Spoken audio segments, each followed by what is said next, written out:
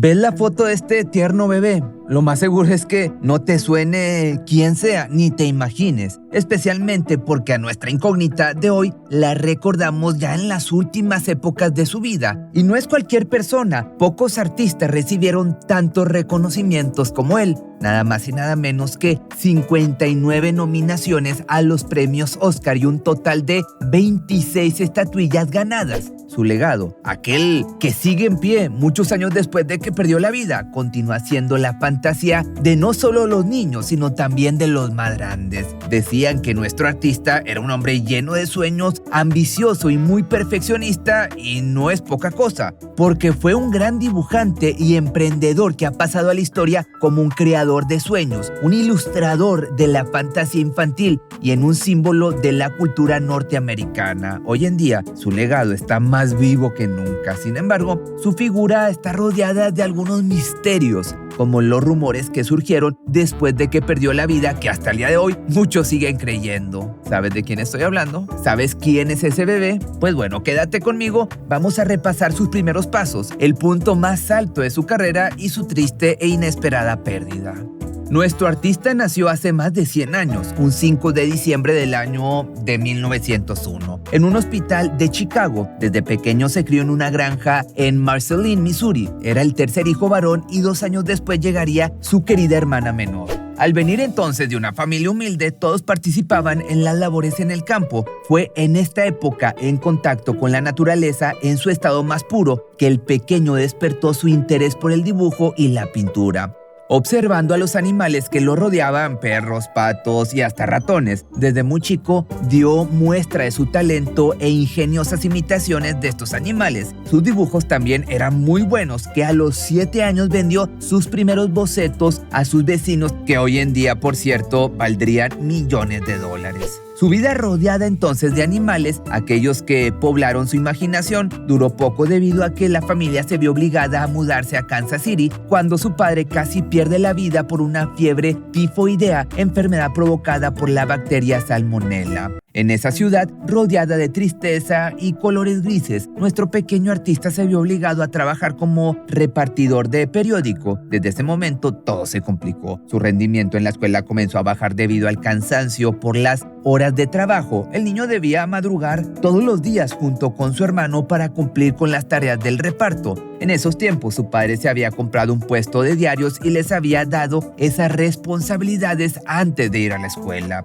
Después del reparto, tuvo otros trabajos como vendedor de dulces en los ferrocarriles. En ese momento también descubrió su segunda pasión, aquella que la acompañaría durante toda su vida, que esta venía siendo su amor por los trenes. Su momento favorito del día era visitar la estación, que años después reproduciría en sus maravillosos dibujos. En 1917 se inscribió en el Instituto de Bellas Artes. Él sabía que el dibujo sería su destino, por lo que mientras estudiaba empezó a ilustrar caricaturas para la revista escolar The Village Voice, donde se abordaban temas relacionados a la política y la Primera Guerra Mundial que transcurría en aquel momento. De hecho, tal era su interés por el conflicto internacional que se alistó en el ejército siguiendo los pasos de su hermano Roy, aun cuando no tenía la edad suficiente para ingresar. Pero esto no lo detuvo y con un documento falso consiguió un puesto de ambulancista en la Cruz Roja. Al llegar a Francia, por suerte, no participó en ningún combate porque se acababa de firmar la suspensión de los ataques como acuerdo mutuo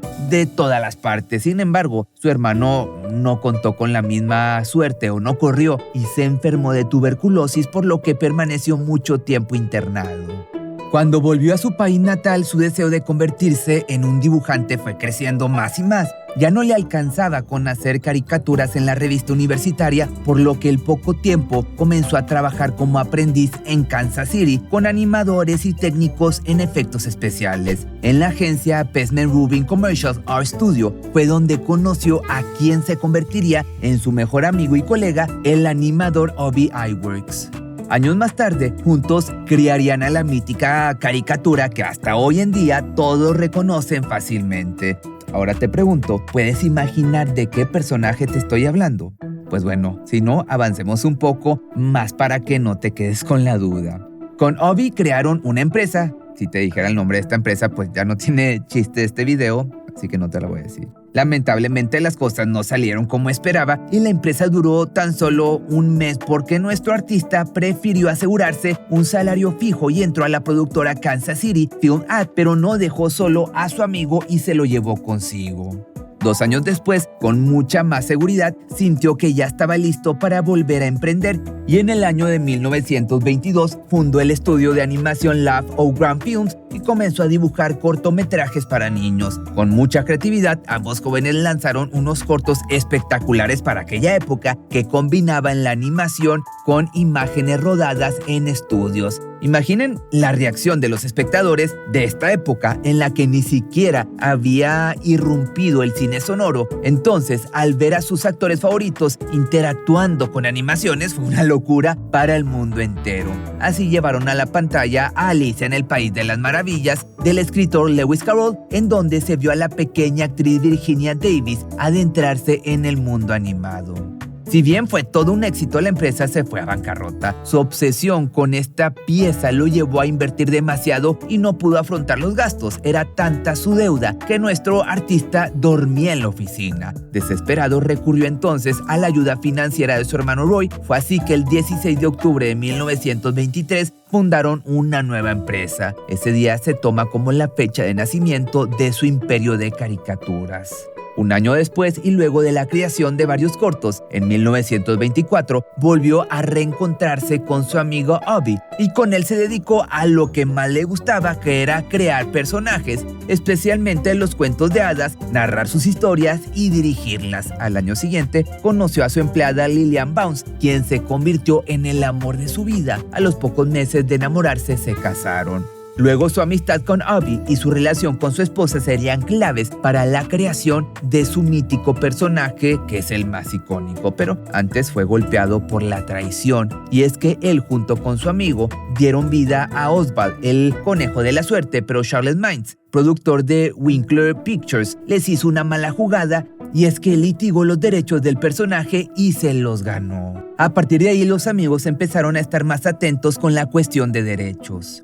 Luego de este percance, ambos se pusieron a idear un nuevo personaje. Fue así que nació un simpático cartoon que al principio fue bautizado como Mortimer Mouse, pero la mujer de nuestro artista consideró que era demasiado pomposo, entonces cambiaron su nombre con el que lo conocemos hasta el día de hoy. Esta caricatura protagonizó en 1928 Steamboat Willie, el primer corto animado sonoro de la historia, y a partir de ese momento nada detuvo a nuestro artista. La creación de este personaje siempre ha sido un tema de debate. Hay algunos investigadores que sugieren que el creador fue en realidad Obie, pero más allá de que nunca se supo cuál era la verdad de la paternidad del cartoon, la película se convirtió en un éxito total. A partir de entonces, todos los filmes de nuestro artista serían sonoros y él mismo se encargó de los efectos vocales y les puso voz a sus personajes hasta 1947.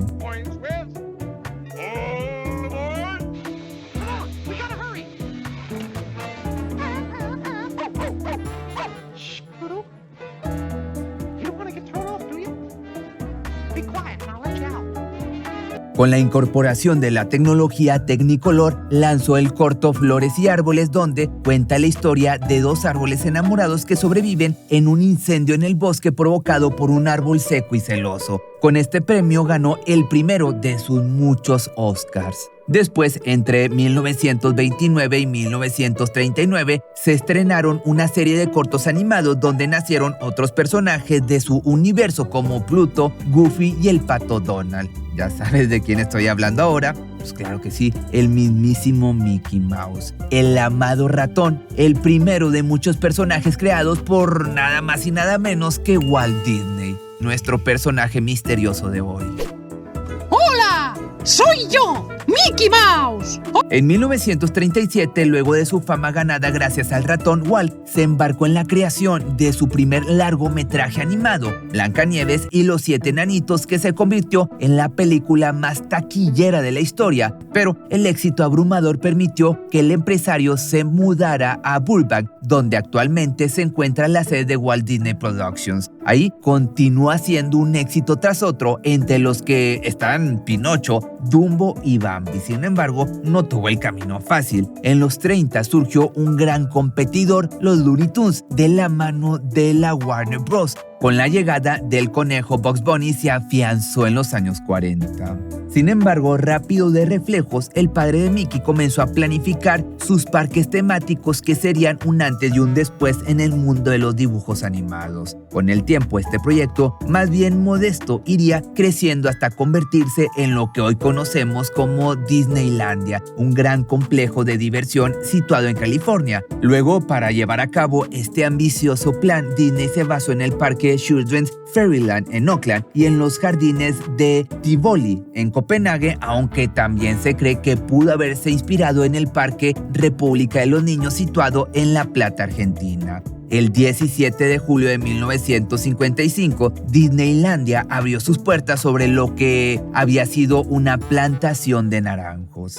Sin embargo, el tan esperado día de apertura fue un absoluto desastre y fue recordado como el Domingo Negro de Disneyland. Una ola de calor convirtió la jornada en un infierno. De las 15,000 personas que debían asistir, se agolparon un total de 30,000 porque se habían falsificado las invitaciones. Los bebederos no funcionaban y había una huelga de plomeros. Walt entonces tuvo que elegir entre habilitar las fuentes de agua o los baños, por lo que razonablemente eligió lo segundo, elección por la que fue acusado de beneficiarse por la compra de gaseosas. Más allá de estos percances, a los chicos nada les importó. Subieron todas las atracciones, disfrutaron de los delfines y por sobre todo pudieron entrar al castillo de la Bella Durmiente, símbolo incomparable de este lugar. Estaban fascinados, todos querían visitar el castillo mágico y las nuevas atracciones que iban surgiendo. Lamentablemente Walt Disney no llegaría a ver su creación en su máxima expresión.